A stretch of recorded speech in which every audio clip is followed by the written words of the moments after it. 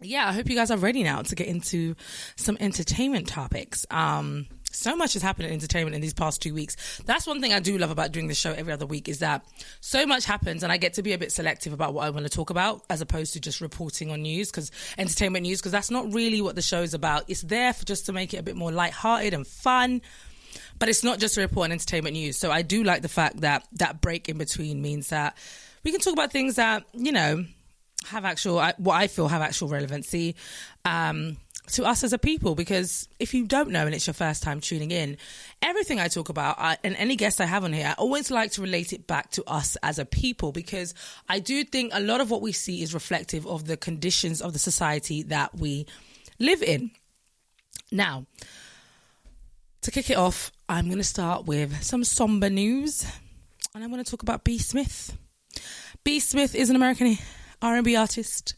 I know many people probably actually don't have a clue who he is, or may have never listened to his music, but I was really a fan. I saw him back in, I think, 2000 and I want to say 11 maybe, or 10, on BET, when BET was still a thing, child.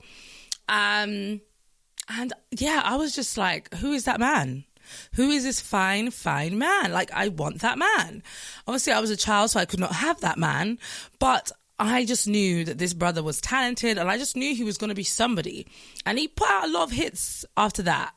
But then he kind of just disappeared, and I had no idea that this man was struggling with respiratory cancer. He had specifically pulmonary fibrosis. But I didn't have a clue, because this man looked so good. He always put on a good show. He was one of those all-rounded talents. You know, he could sing, he could act, he could dance.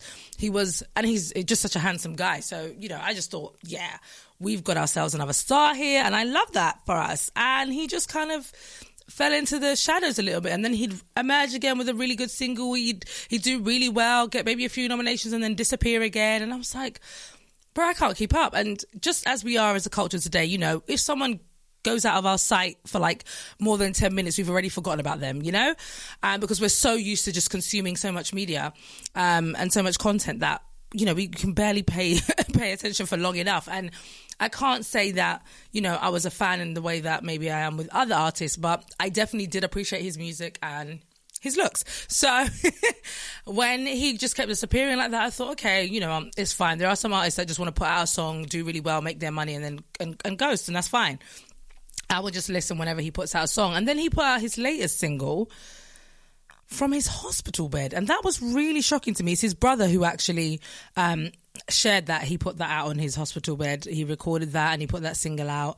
And I just thought to myself, the dedication and love for your craft, to be sick and still say, let me give you guys a tune, let me give you guys a rhythm. Like, to me, that is a love for the artistry. That is a love for your fans. The last person we can think of that did something like that was our very own Black Panther, Chadwick Boseman, rest in peace. That's the kind of the last person that I know that, you know, until their last breath was still giving us everything. We're still showing up and showing out. But one artist who is continuously being passed up on is Chris Brown. Despite his solo success, I mean, seriously, since he's come back into the limelight, he has literally quite single-handedly built his own success. And by single-handedly, I mean with his own team, with his own resources. And he has literally created 2 albums that will absolutely, I mean, Indigo, flawless from beginning to end. Like, let's just be real. I know the new Breezy one, it's not really rubbed off on people the same way, but I know they will grow to love it, because look at what Under the Influence did. Under the Influence resurged via TikTok and just took over by storm. But this song is like 3 years old. Do you know what I mean? Like, it's not a new song. So I just know Breezy will have the same kind of effect in the coming years, because there are so many bangers on there. But the AMAs said, we don't care. We don't care that you're Chris Brown, and we don't care that, you know, you're the only person that can pay a tribute to Michael Jackson, who was also celebrating his 40th anniversary for the Thriller album. And Chris Brown doing that performance is only what makes sense. There's nobody else who could do that performance. Let's just be real. And to see that he was going to have Sierra dance with him, which makes absolute sense because we know Sierra is a phenomenal dancer. That is something I think the world wanted to see. Like, I don't care what anybody says. That would have broke records. They would have grossed the highest number of views I think that AMA has had in a couple of years because people want to see that. We know Sierra can sing. She's good, but her dancing is always, I think, what's kind of pushed her above some of the other girlies because she can really dance, unlike some of the other girls that we see. And so putting her and Chris Brown together to do a Michael Jackson tribute, it would have just been insane. It would have broken records. That everybody would have tuned into that. There's no way. But they said, nah, sorry. And there's still technically no quote-unquote reason as to why they didn't let him perform. But I do think there is something quite sinister about not just cancelling Chris Brown, but also cancelling the tribute to Michael Jackson, because at least play some kind of montage or something to celebrate his legacy. But they didn't do anything to really honour that. So I just kind of felt like that was... There's something about that just feels really dark. And I'm not going to do the whole conspiracy theorist because I've seen some people's takes on it, and I'm not even prepared to go down that rabbit hole today. But I do think that it's quite sad that we were just robbed of that black excellence. Like, we were just robbed of seeing black talent at that height on that night. I just think it wasn't right. But then they tried to, buffer it up by giving him the award. And I do think they gave him the award for best, was it best R&B male artist? I think that's the award. And of course he wasn't there to receive it, but Kelly Rowland received it for him. And when she read out his name, the audience reaction was so mixed. I think people were genuinely shocked. People were genuinely shocked because Chris Brown, I don't know, he hasn't won an award in a very long time. So it's like, people are like, oh my gosh. But in a way, I'm kind of glad he won it because I'm like, I hope that sets a precedent now and that he'll start winning what he deserves. He'll start getting some of his accolades that, he's missed out on over the years. But Kelly Rowland made sure that mixed audience reaction was checked immediately. She said, what you're not going to do is do that. Chris Brown is not here tonight, so I'm accepting this award on his behalf. Excuse me, chill out. I'm not here to say anything other than the fact that I think Chris Brown should have done the tribute. I think it would have been amazing to see him perform with Sierra, and I hope, even though their videos got more views than the event itself on Instagram, I do hope that Chris Brown and Sierra take this opportunity to do it at a black award show or black platform and just allow us to enjoy that, because I don't think that all those rehearsals should go to waste. We want to see it. We want to see the end product. So give it to us. Moving on. I don't know if you guys saw this last week, but it was all trending all over Twitter last week. Maya Jama and Stormzy allegedly getting back together. I don't know how true that is. They were my favourite British couple. I'm not going to lie. They were not my couple goals. Let's not get that twisted. But I loved seeing them together. So I was like, if that's true, I guess them wanting to be private about it makes absolute sense. And listen, women forgive men every day for worse. So I'm like, bruh, if she wants to forgive her man and take him back, let her do her. If that was really the love of her life, let her do her. But I think people were really shocked because obviously she was supposedly engaged to the basketballer, the American basketballer, Ben Simmons. So people are like, how do you go back from a basketballer back to Stormzy? But I mean, we don't know what's bringing her back, if she is back. People kept talking about appearance, like looks. People kept talking about money and status and things like that. But I'm like, I don't know that that's why they got together in the first place. So let's not be too judgy. Let's let people do them, And then we have the end of Twitter, allegedly, ? That was also trending last week. And everybody was losing their mind. They're like, oh my gosh, I can't believe Twitter's ending. Can't believe. And I was like, I don't think Twitter's ending. Like, it's going to just close as an app. But I do think it's going to end as how we've known it to be. That's what I tweeted. And so far, a week later, we're still on Twitter. So I'm praying that I'm right. In fact, I don't want it to end as we've known it, but I'd rather it end as we've known it rather than it end altogether, because I love Twitter. Okay, that's just a fact. I do. I love it more than any other app. Like, if I could delete all the apps and keep Twitter, I'm cool.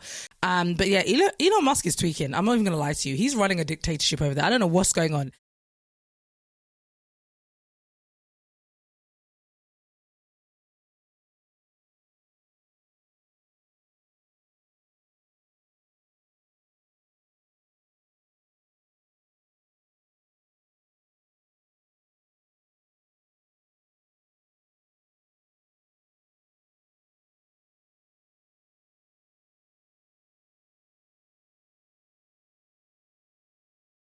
Now, I don't want to get political, but the police didn't do much of anything. And the inquest allowed those police phone call recordings to become live and heard by the family and a jury and the court, the judge, and those police officers, those who are on duty. And it was chilling.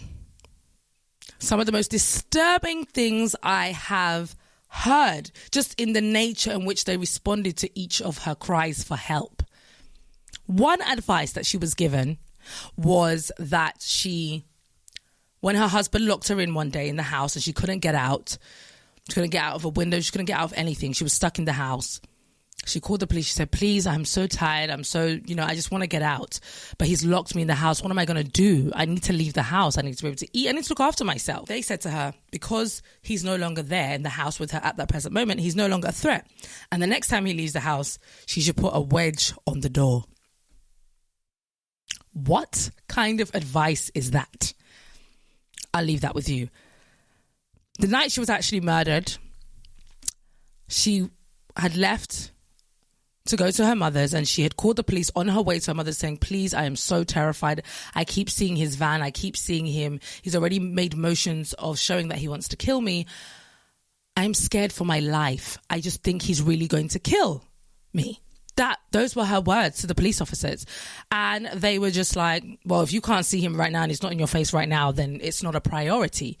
So we'll get an officer around tomorrow to take a statement or whatever, and talk about the situation. But right now, you have been lowered in terms of priority because he's not an immediate threat to you. And she was like, he is, because he's stalking me. He's following me around. And she was like, and the woman on the phone was like, well, you said you're going to your mother's, right? She was like, well, yeah, you go there and then we'll be around tomorrow morning. And you could just hear the defeat in Raneem's voice when the woman said that, because she realized, I can keep expressing this, but she's going to keep giving me the same answer. So she said bye. The next call that she got from those police officers to arrange for this meeting for the next day was her screaming for her life, because he was in the house and he was murdering the mother and eventually murdered her. So can you imagine the family listening to those recordings? They didn't know that she died like that. They didn't know that she actually called the police each step of the way to her mother's house, while she was 4 times even in her mother's house, and they still did not respond. And the last call of hers was her literally saying, he's here. And it's her mum being murdered in front of her, and she was next. And that is the last call that the family heard. So thank God the family didn't give up on the case just because he handed himself, well, he didn't hand himself in, but he confessed when he was caught, and they gave him a minimum of 32 years. But I'm like, this was an easily preventable death, because her records go back so long of telling the police that she was being abused. And unfortunately, they didn't do anything. A lot of the time, the perpetrator's word is taken as truth, which I just find so weird. You make your way all the way to the house just to believe what the person who is abusing is saying. That doesn't make any sense to me. It means you do not have the tools, the understanding to identify who the victim is in a situation. And that's a serious, serious problem. Serious problem. So that's that case. You can absolutely read on that. It's been a big, big, big case, and it's been going on for a very long time. So I'm so glad that, the jury ruled that absolutely the police failed on every single count to protect this woman. She did everything an abuser is told to do. And you could tell, even though she had an accent, you could tell she was a very educated woman, and she comes from a very good home, very good family. And so you can tell that these people loved her and they were prepared to protect her as much as they could. But somebody who is stalking you, who is sleeping outside of your house for 12 nights in a row just to try and catch you the moment you leave outside of your house, is not somebody that, unfortunately, your family can protect you from. That is actually the job of the police. That is actually what they're trained to do. They're trained to mitigate these kind of situations, and they didn't even try. So I'm very glad that the verdict came that they absolutely failed in that sense. I don't know what the consequences of that verdict will be. I don't know what the outcome of it will be, but I'm hoping that it will see a massive shift and change. But that can only happen if we don't stop talking about the case. If we let this case simmer and die, then it just becomes one of those odd moments in policing, when actually there are several moments like that in policing, and that needs to be looked into. Fast forwarding to 2022. in the case of Shanquella Robinson. Shanquella Robinson, please forgive me. Sometimes these American names are they're a little bit tricky, in it. They're tongue twisters. Shanquella Robinson was a young girl who went on holiday with her friends. This is an American case, to Mexico. And the last phone call she had to her mum, my mum asked her, "Are you sure you're good? You're okay?" She said, "Yeah, mama, I'm good. We're here." And her mum said, "Okay, make sure you call me first thing tomorrow." She said, "All right, mum, cool." Unfortunately, Shanquella couldn't call her mum the next day because her friends had other plans for her. Everything about this trip felt like it was a setup. They go there and they don't even last 24 hours in the country. They beat this girl senseless and recorded it because that's just the kind of society we are now. We record everything. That's what we do. All we know how to do is pull out our phones and record everything. Doesn't matter if we can use that same phone to call 999. No, what do? We pull out and we record. So her friends are literally, her so-called quote-unquote friends, are beating her up. And it looks like they were getting ready to go swimming or something or be on the beach because she was almost naked, basically, in that video. A very, very disturbing video. It circulated earlier this week online. And she is literally being beat on, and you can see that she doesn't want to partake in whatever's going on. Whatever issue this woman had with her that was beating her up, she was like completely in fetus mode. Like she was just trying not to fight back. And unfortunately, the men in the room and the other women in the room thought it was funny to film her and tell her, defend yourself. Why are you not defending yourself? Are you not going to fight back? Like, gosh, why are you not going to fight back? Like, excuse me? And that so-called male who specifically made that comment, he said that he wasn't there. He arrived a day later when they were getting ready to leave her dead body in the hotel or cabin or villa, wherever they were staying, and head back to America. But, sir, you can clearly be heard and seen in the video on the night it was happening, and you're telling her, why can't you fight back? Well, that was her best friend, allegedly, that gentleman, right? So they're beating this girl senseless, and that's kind of like the last video we see of her. But you can feel the punches of that are landing on her body, because that girl was skinny, and the other girl that was beating her wasn't so skinny.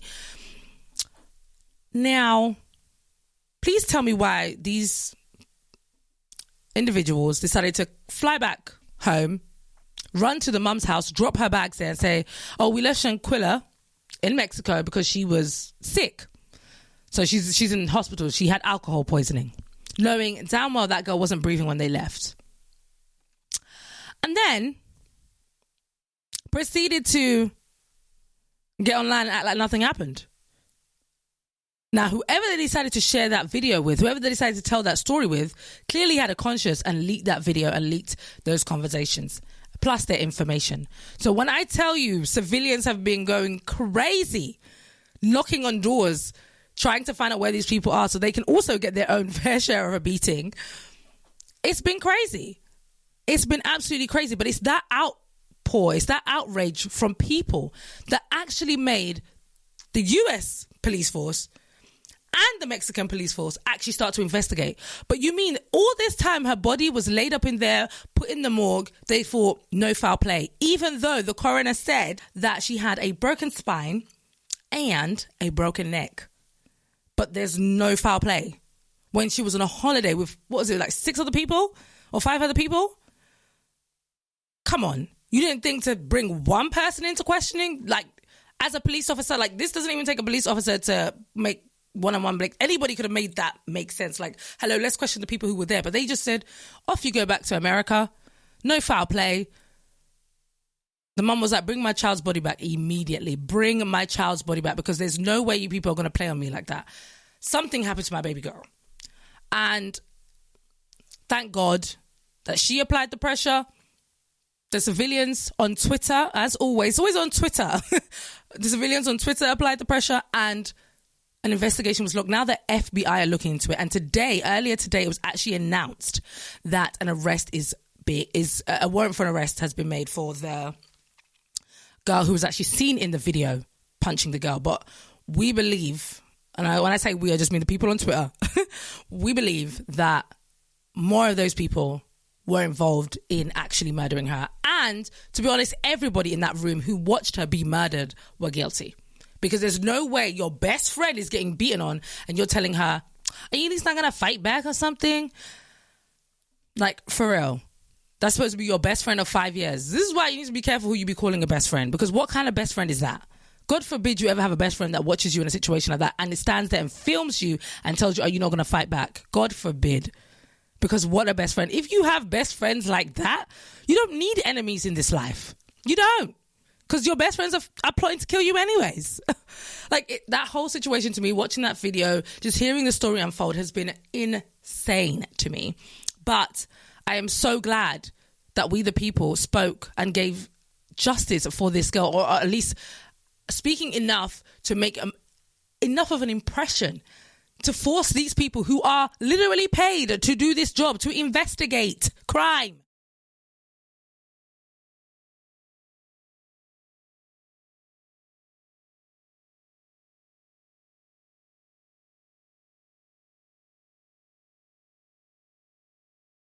Thank you so much for coming down and for sitting through and witnessing the madness. I know, right? Honestly, she sat through and she was really positive and smiling, which kept us hopeful that we would be able to come to some kind of resolve. So I'm happy that we're here. How are you feeling? I'm feeling good. Good. You said you've come from work. So I know, doing the 9 to 5 and, obviously being a woman in media. How are you finding that balance? And being a mum. Don't forget. Oh my gosh, the most important one, being a mum, of course. Yes, how are you finding that journey? And having a boyfriend, don't forget. Oh my goodness, girl said, I have a man, I have a child, I have a job, and I am doing my own thing. At this point, what are you doing, Sev? I love it, but a woman who does it all and can do it all. Because often women are told we can't do it all. We're told we have to pick and choose between our love life, between motherhood and having a career. How are you finding it? That's very true. I think it's all about balance, to be honest. Yeah. Just finding, I don't know, don't get me wrong, something has to sacrifice. Right. Yeah? Something. Yeah. Which is now currently my podcast. Right. Okay, I had to put my podcast to the side because it's very hard. Podcast, work, mum, girlfriend, the rest and the rest. Yeah. And socials, friends. Yeah. I'll definitely say for me, something has to sacrifice, but it's balance. Balance. I love that. And I love that you've been very honest about that as well, because I think that's important as well. Sometimes we think that, the ideal is, I can do all of these things and, I can have it all and it can just be this blissful, joyous thing. But actually there are sacrifices that have to be 100%. Made in order to be able to have that. Are you willing to kind of share a bit of what those sacrifices have looked like for you and how that's kind of impacted your journey? And do you feel like for you, those were the right choices that you made in terms of the kind of life that you want to see for yourself? 100%. Yeah. 100%. So what do you want to know? Yeah, so essentially, if you're happy to share what some of those sacrifices were for you, So I'd say, the biggest sacrifice this year has been putting my podcast to the side. Right. Obviously, I've invested a lot in this podcast. I've been doing it for 5 years now. Right. But I had to sit down and make a plan. Right. And a goal and decide, okay, look, I'm going to give myself 6 months. I'm going to see how the podcast goes. Yeah. If I'm not getting the results I need to see, then it's time for me to put it to the side. Wow. So that's what I hadn't told anybody that. Wow. But I gave myself 6 months. So from the beginning of this year up until, about around July. Yeah. I looked at all the feedback I was getting, interaction. Wow. I was looking at the views and I was just keeping an eye. Yeah. And then I reviewed myself. Love that. A self-review. Very important, actually, yeah. And then I realised, this is not going the way it needs to be going. So now it's time to step back, refocus, put my focus into something else, and then come back at a later date. Yes. And I love that. That is such a gracious way to view it. Because some people be like, okay, that's it, it didn't work, I quit. Never. But you were like, you know what, this isn't working for this time right now in my life. But it might just be for now and I can come back to it another time. And you know what's so amazing about that as well is that you're giving yourself the opportunity to do something else. Yeah, 100%. Yeah, you're actually occupying your time doing something else. And you never know what you can learn and build there that can then pull back into that if you do decide to revisit that. No, exactly that. And that's why I decided to put 100% into my career. Yes, yeah. And I do love what I do, so it's not like I'm doing a career that I don't love. I'm still living my purpose. Yes, yeah. And that's very important for me. So obviously, while I was doing the podcast, I was living my purpose in one way, inspiring others, dropping gems, you know, just kind of passing around the word. That was my main focus of doing the podcast. So it was hard because it's my passion. Yeah. So I had to put it to the side, but I'm still doing my passion. Yeah. But it's just now putting 100% into that rather than 50 over here and 50 over there. You're not going to get... Yeah. There's no 100 nowhere. Yeah. You're a bit all over the place. So that's why I had to review myself. That's really good. That's deep right there. And I think that's something we all need to take, including myself. Definitely, because it's true. There's no point going half-hearted at anything that you do, Not really, especially if it's something that you feel is part of your purpose as well.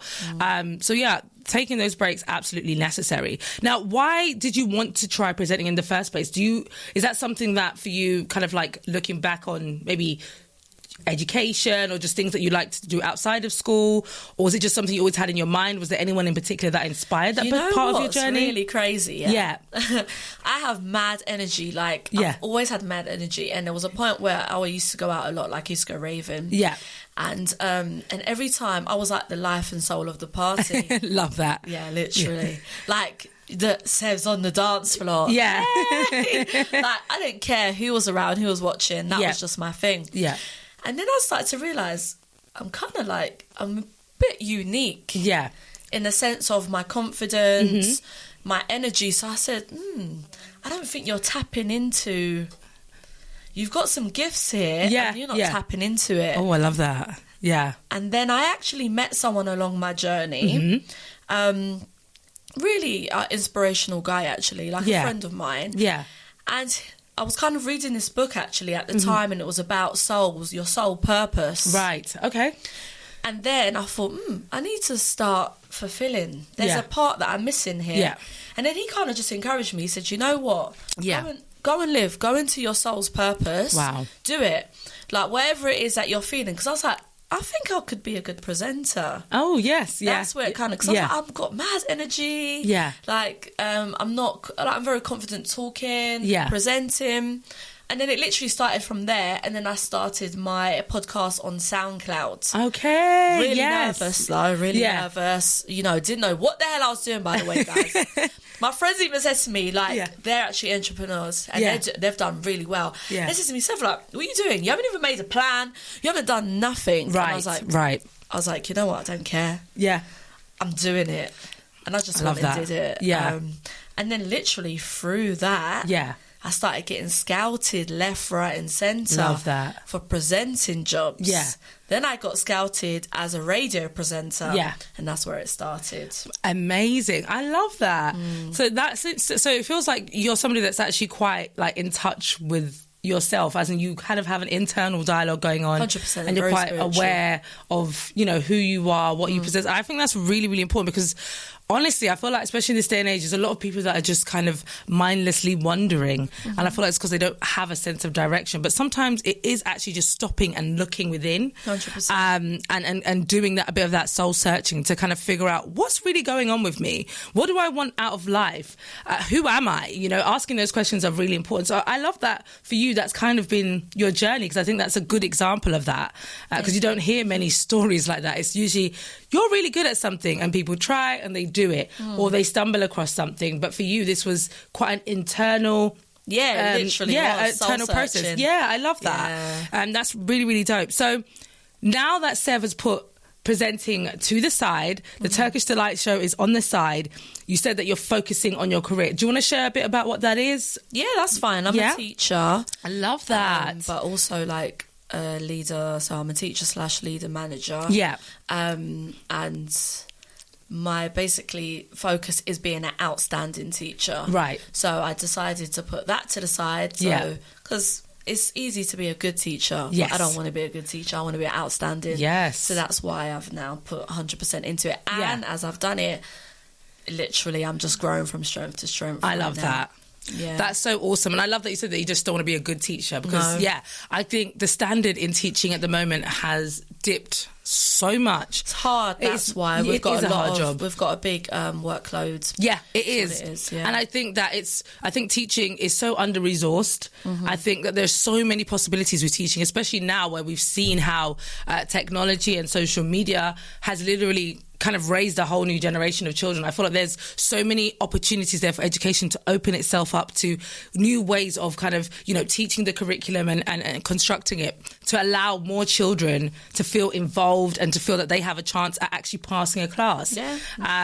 So I love that you've committed yourself to that. And honestly, we do need more teachers. So please apply for those jobs. So as you doing this, and you mentioning that you're a mother, and you mentioned that you're a girlfriend, where is time for Sev? Oh, I give Sev time. Oh, I love that. Oh, this is just brilliant. Guys, take notes out of Sev's books because she's mastered this balance thing, it sounds like. Yeah, I'm not going to lie. Like, some of my friends do say to me, they say, you know what, Sev, like, you inspire me. Yeah. Because I see you just you live life, you do this, you do that. I love that. And I sit down and I make excuses and I think, but I look at you and I think, but she's doing it. Yeah, yeah. So it's very true. Like, you just, number one, you've got to put yourself first. Ooh, speak on it. That comes before my son, my partner, like, family, friends, whatever. That is the first. Yeah.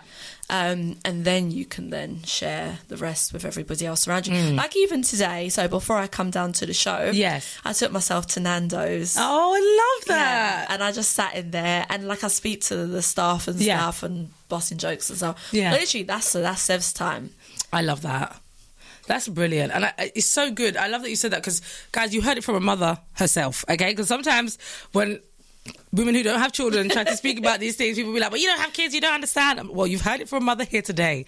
She still puts herself first. And I think people miss the message behind that, because they just interpret putting yourself first as being selfish. No. As opposed to actually me investing in myself so that, as you already said, I can then show up for other people. Exactly that. Like how can you be your best self? How can you function in these different roles that you carry out in society if you yourself, by yourself, are broken, are tired, are exhausted, are overworked, overwhelmed? It doesn't really make sense. I have a brother. Yeah. I've been to Turkey. Yes. And I'm Turkish. Well, because Turkish Delight is in your name, I know you are definitely Turkish, and I presume you may have been to Turkey, but you also may not have been. So, and I don't know why, but I do feel like you have a brother. Okay. Not that I've ever seen him. Not that you've ever said that, but in my mind, I'm like, I feel like she has a brother. So I'm going to say you've been to Turkey is the lie. Okay. You're wrong. Ah, come on. Okay, that was too easy. I should have taken the easy route. I was trying to be all deep and think beyond the question. You were like, girl, I'm giving this to you straight. Well, so I don't have a brother. You don't? No. Do you have any siblings? I have half sisters. Yeah. Oh, okay. Yeah, but I don't. But I'm the only child. So to your parents, yeah. Yeah. Okay. Oh my God, I really should have just taken the easy route. I'm fuming. I'm not gonna lie. She gave me the simplest one, and I still made it complicated. Gosh. But I like how you said, because I'm also Jamaican and I've never been to Jamaica. Okay, so yes, I liked how you said that one, because you don't know. Yeah, you don't. You can't. And just actually, assume. I'm not from Turkey anyway. I'm from Cyprus. Oh. Yeah. Oh, so that really just thrown. I just really thrown it in the loop. It's like, well, technically, I love that. Cool. Okay, the next one. Okay, I'm not gonna overcomplicate this. Now she's staring at me. Yeah. It's getting a bit awkward. I'm like, she's trying to find the lies. Okay. I'm not scared of spiders. I've been in a 10-year relationship. I like jam. Oh my gosh. This is too random. This is so random. I don't even know where to start. Oh, and one of these is the light. Okay, cool. Let me try not to think too deep. I'm going to go with The jam. Well, you think that's a lie? I think that's the lie, yeah. She's like, girl, I love jam. You love jam? What did I just say? What are the three? You said you've been in a 10-year relationship. Mm-hmm. You said you don't like jam. And you said that... What was the other one, actually? I said I don't. Oh, you don't like... Oh, you say you do like jam? I just say I don't. I thought you said you don't. Oh, my gosh. No. Okay, I don't know. I like jam. Okay. I thought you said you don't. Yeah. And then you said that you're not scared of spiders. Okay. Yeah. So you said the jam one, right? Yeah. Yeah, you got it right this time. Oh, my gosh! That is... So you don't like... I mean, same. So I think that's... Like, I don't like jam at all. But you're not scared of spiders? Well, no, I do. Oh, so I said don't I? Yeah. I said I don't like jam. Oh, right? So you do... Oh, right. Oh, yeah. Snap. Okay. I mean, I just hope I just didn't say before that I do, because then that would have just not made sense. I like jam. Well, guys, whatever you heard, you just flip the question so that it matches to the lie, and then I'm right. Yeah. You got that one right. I'm glad. Oh my gosh, you've been in a relationship for 10 years. Mm-hmm. Shout out to you for holding it down. Goodness me. Commitment phobia. Those days, I don't know, I say that actually, that those days were easier, but no, not really. I wouldn't say that. Yeah. You just either got it or you haven't. Yeah. Like, some people... just don't have it in them to last. It's true. I'm not like that, but when you're younger, make it last until like now, because there's a lot of growing that happens in that period. Well, of time. exactly. Yeah. That's the thing. Yeah, you go through so many different growth. Exactly. Yeah. And you're not scared of spiders. I think that's... No, not anymore. I've kind of gone over my fear. I actually catch them and then I let them go. I don't kill them. Oh my gosh. Yeah. You know, I had that little phase at the beginning of the year. I've gone back to killing them. So really? was you actually... So you was getting spiritual. That means you was getting spiritual. I was trying to not you've feel lost like your spirituality. Well, at least for the spiders, I don't know. I feel like, I'm sorry, like, if that's what defines it, then I guess I felt that. But no, because I just saw one. Was it today, actually? Yeah, when I was packing the box, I said, I'm so sorry, mate. Did you? Yeah, I felt really bad after, but I was just like, no, like, why are you doing this to me? It was just like going really fast as well. And I was like, I can't even pick you up. So when I saw it, just... Anyways, we'll mourn the spider later. And your last one for your two truths, one lie.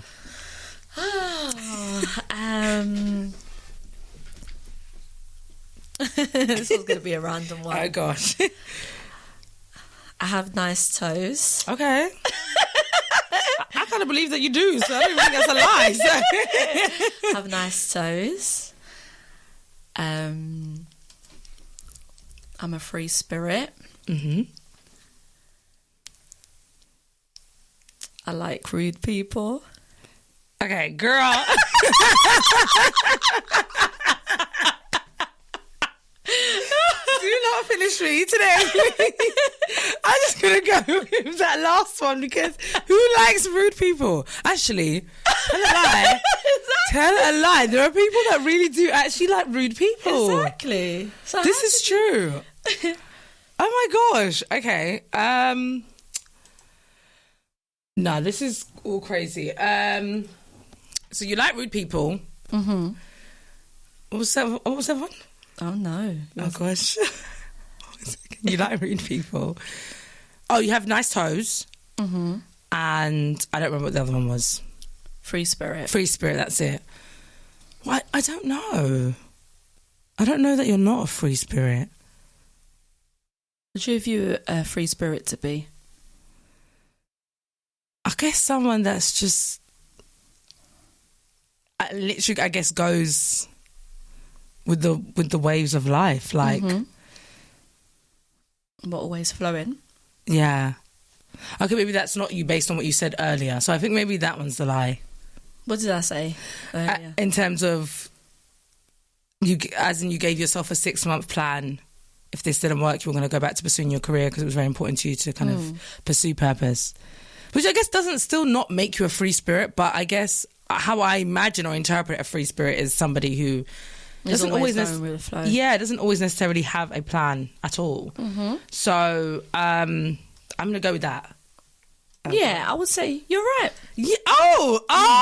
Okay. So listen, to all those who doubted me. Okay, the last time I did this because I got them all horribly wrong. Did you? Yes. Okay. For the last guest, got them all wrong. Okay. She was listening, I guess. But you're right. I'm free spirited. Yes. Yeah. But I'm not a complete free spirit. No, I get you. Yes. Yeah. Exactly what you said. Yeah. That's somebody who completely always flows. Yeah. Yeah. And there's times that I do like rules. Yeah. There are times that I do like boundaries. Exactly. There are times that I do like to have a plan. Right. Right. So, yeah. No, I completely agree. And I do have nice toes. Period. I didn't even question that one. I was like, no, she looks like she has nice toes. She's always dressing up and going out. You should check out her Instagram. So I was like, no, I think you have nice toes. But the last two, you almost got me there. But I do actually. Yeah, like people say that people are rude, but I love blunt people. Same. I'm not gonna lie. The blunter, the better. I really do. Like, yeah. You know, my partner is. Quite people would say he's rude. Yeah, but I appreciate his blunt honesty. Yeah, I appreciate his blunt demeanor. Yeah, yeah. Sometimes I think it's better that way, isn't it? Like, don't beat around the bush and give me all of these other things. Like, just tell me as it is. Do you know what I mean? And I can take it and I can deal with it from there.